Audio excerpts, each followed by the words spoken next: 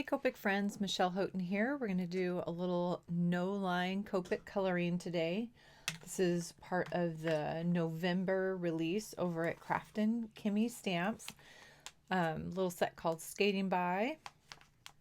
And it has 1, 2, 3, 4, 5, 6 little critters, a couple really sweet sentiments, and I did a couple different cards with this, or a different card with this set already for part of the release week, and then this is for the Instagram hop. So if you're joining me from over there, thanks for stopping by. If you're one of my regular viewers, I haven't been doing as much of this lately, kind of just color alongs, but this is one of those today.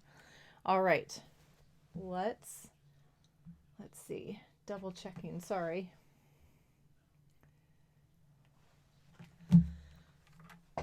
I am going to use a series of brown on our bunny, and there's a reason for that.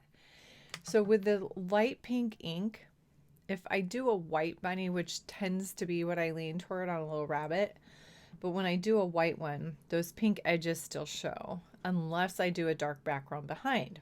But this little bunny is skating on ice, probably has snow behind her or him, and so suddenly those pink lines still stand out. So I'm purposefully doing a little bit darker color to hopefully make those lines disappear, because that is the goal of the no line coloring. So we'll see how well my eyes hold out tonight.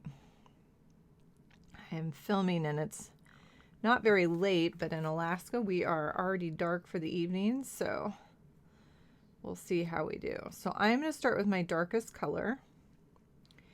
And this one is an E, and it happens to be E35. And I'm going around that outer edge pretty carefully. I'm not going to be perfect, but the beauty of no line coloring is no one else knows that. They're not going to see my mistakes, because when I go over the line a little bit, it just disappears. Do my best to keep, I want to keep enlarged, but I also obviously want to keep my hand as best out of the way as I can. So I've lightened up just a little bit. This is E33, which is called Sand. And I'm not going to go super far with this.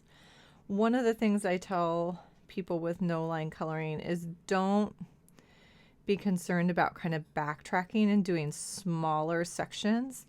You may have gotten to a point in your coloring where now you're doing like the whole rabbit all at once, the whole little bunny character all at once. But with no line coloring, you might have to do a little backtracking and do kind of sections at a time. You might find more success doing that versus trying to do the full rabbit. And there's a couple reasons for that. We're going to shift to E21, which is baby skin pink. And I know it's not called that anymore.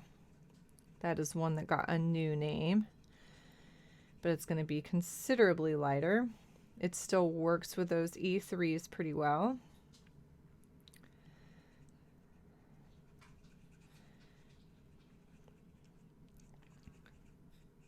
So I've got a nice round shape on my little bunny face. So one of the reasons is just not to get overwhelmed by an image, to do smaller sections at a time. So that's one of the reasons. And we do talk about your blending will be a little bit easier because your ink is still wetter. You're hitting those areas faster. But the other thing about no line coloring in particular is that by doing one section at a time, I don't lose the gap between. I don't want to outline something, but I can pretty easily lose the edge between a body and arm when I try to work the whole rabbit at once. Now this little guy has a nice breaking point for me in that scarf that splits the head, creates that neck area. But not all images are going to do that. On the little nose, I added an E04 and an E93. And does this nice kind of soft, natural pink nose, which I love. And then we're going to go on to the arms and legs. Those are going to be pretty simple. The arms and legs, I'm just going to use the E35 and then that E33. They're super tiny. So I can, like, even the legs, I think, are just going to be the E35. They're super tiny. So even though this is a pretty simple image, the no line adds a little bit of challenge because of the size of some of these little pieces being so tiny. One other thing I'll tell people or recommend to people is to try to keep a copy of the image, like with the black ink stamping or the actual stamp itself nearby. And that way, if you kind of get lost in an image, like I'm not totally sure what her little hand should look like, I can pull that over. And there used to be a thumb there. It's not anymore. She looks a little more like a stuffed bunny. Not so much a thumb. I'm okay with that. So then I'm going to go down and hit her little tummy. And this is back to that E35.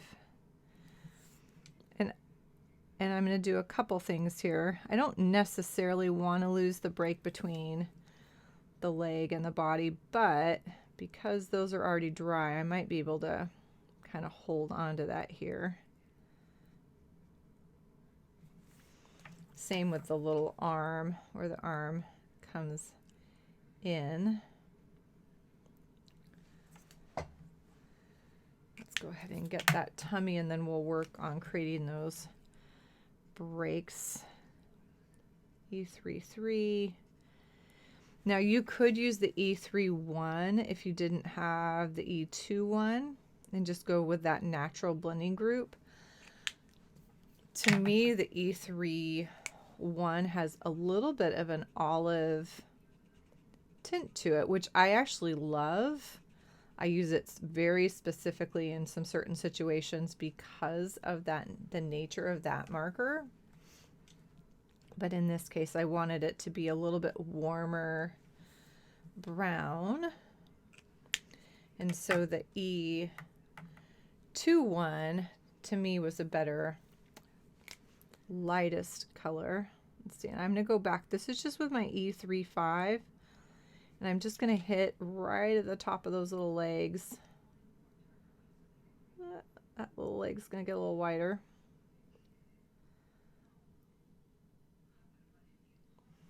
Now, one other idea is, as I finish, if I feel like that's blending together too much, I could come back with a blue violet, which I will have those out to do all the snow and ice. All right. If you wanted, you could add a little bit of a rosy cheek. Could try dotting on some E93. This might get a little too light and bleach out that color a little bit. So you might need a little bit of the E04.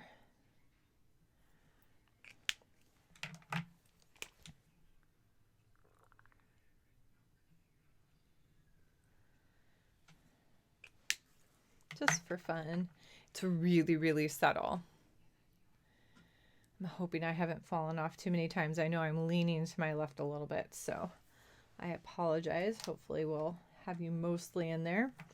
So the scarf on the stamp actually looks like it kind of has stripes. We're going to keep it all one. And I'm doing a series of RVs. This particular one is RV69, which is peony.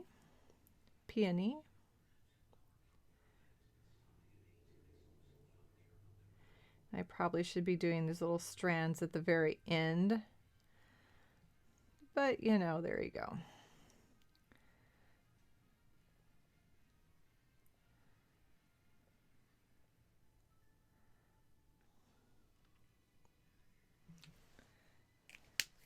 And I've got an RV34. And I definitely am trying to make this look a little kind of like a fuzzy wool scarf. So I'm not trying to keep it a smooth blend. I added some dots with the RV69. I'm doing kind of bigger dots to soften that first layer and keep it a little bit looser with the RV34. And then I do have an RV32. The 3 colors is probably a little overkill, but could probably just do 2 and be just fine. But, you know, always fun to just go all out. All right, so we've got some little skates. And you could do the skates matching with her little scarf. Or I think I will go ahead and do a tiny bit of C1. Now this, it could be the one place we end up seeing. And I'll do the blades here in just a second, but I'm going to create those little skates first. And on the stamp itself, there's a little heel. And I'm kind of ignoring that. I'm not going to worry about that. And she's got her little foot lifted. So on this back foot, we end up getting more of the shading on the front of the boot because the back of the boot is facing upward.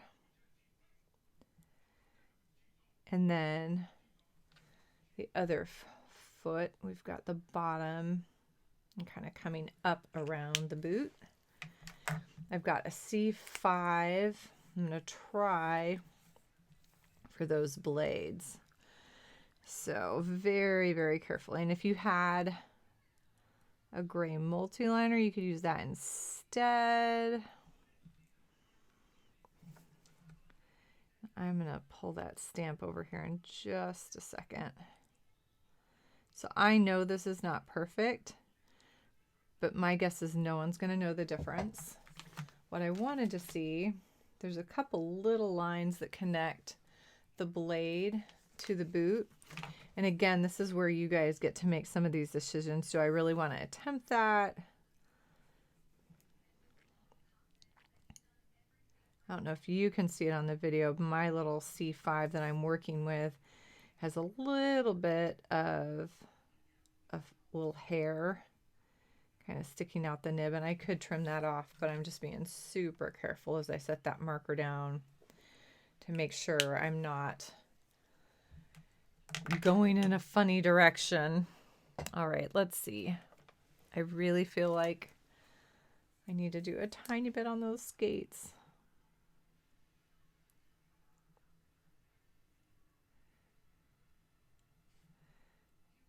So I don't lose her little feet entirely. Okay. So there's our little bunny. Let's back up just a little bit. Sorry. I'm going to be horrified if this whole thing is off and we can't see what we're doing here. But what I'd like to do is put her on a little pond, a little ice pond. So I'm going to create kind of the edge. This is BV20. And I know I would eventually trim this down. And then we're going to do a little shadow on the ice, little reflection. Let's see, she's got, comes out and she has her little leg extended. She's kind of leaning out this way. And her little ears flowing behind, right? So the sun is kind of up above. The fun part about a reflection on the ice is I'm going to bring in my lighter E21. I'm going to hint at some of that as well. Little ears. And it already starts to really change that BV20. If you remember, that color in particular kind of breaks a little bit. And so we get a lot of separation, and it looks amazing on things like snow and ice. So it is a color I use pretty frequently for snow and ice. I think it does amazing stuff. Perfect for this particular idea. Add just little touches of pink. Again, I'm using my lightest colors, so it's more of a faint reflection. It's not perfect, but it gives the hint of her little reflection kind of gliding along. Now, you can kind of create a softer edge by coming back with the colorless blender. Remember what's going to happen when you hit the BV. It's going to do a little more shattering. We'll have that separation between the blue and the violet. We have this really fun little shadow reflection. It's not so much a shadow as a reflection on the ice. All right, and then let's do a little bit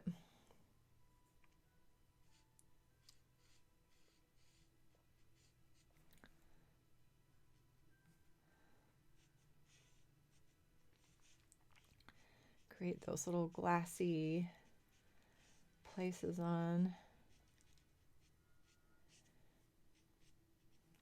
the ice. And we're going to hit that pretty hard with colorless blender. I have to keep reminding myself that I probably would trim this in, so I don't necessarily want it to be focusing out here on those edges.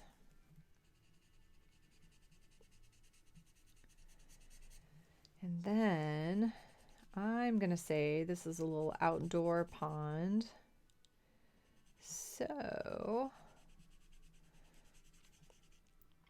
going to flip this little rabbit and create kind of a snowy bank.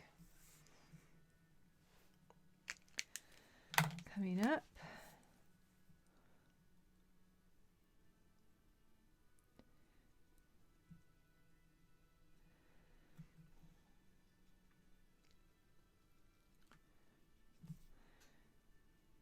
And I keep going over to that edge, which I know I probably won't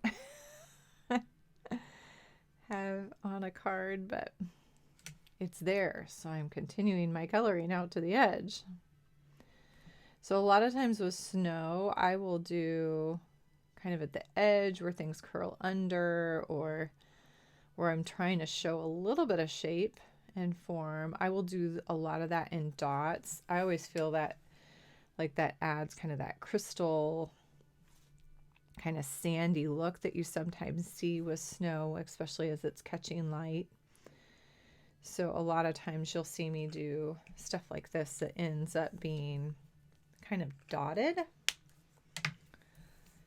And then again, kind of hitting that with the colorless blender, kind of breaking that color apart a little bit. I think my colorless blender is really low. Where's a different one? I usually have about like 3 sitting near my workstation, and of course at the moment they are not.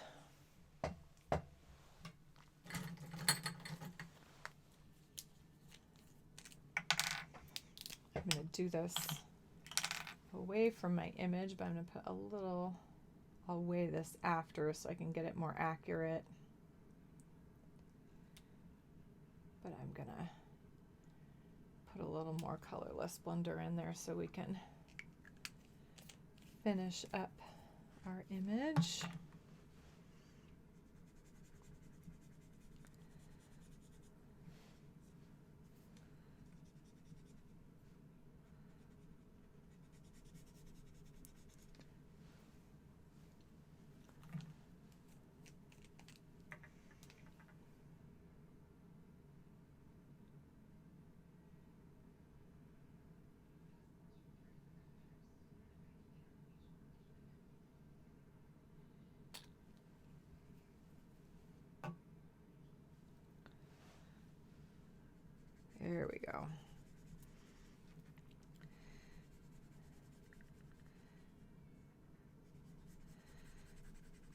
I'm probably a little more careless with refilling my colorless blender.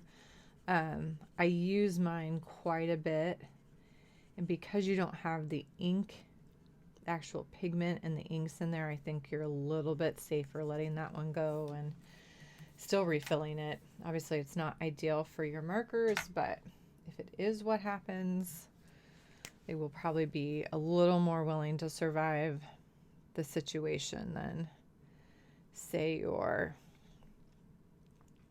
regular Copic markers.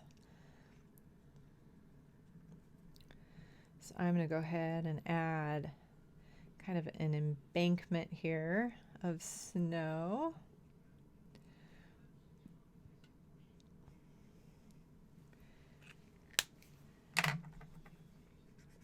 Now I'm only using the BV20. If you had a bigger area and wanted to do something larger, you might need like the BV23 as well to give a little bit broader shape.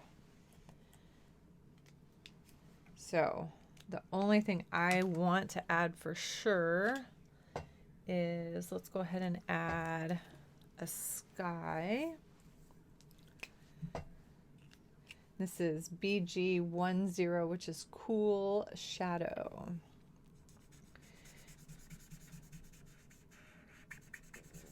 Just something different than our BG000. It's a little bit more green than I would normally do for a sky, but you know, there's a bunny skating on a pond. I think we can do something that I know is going to probably match my papers a little bit better, and just for fun. All right.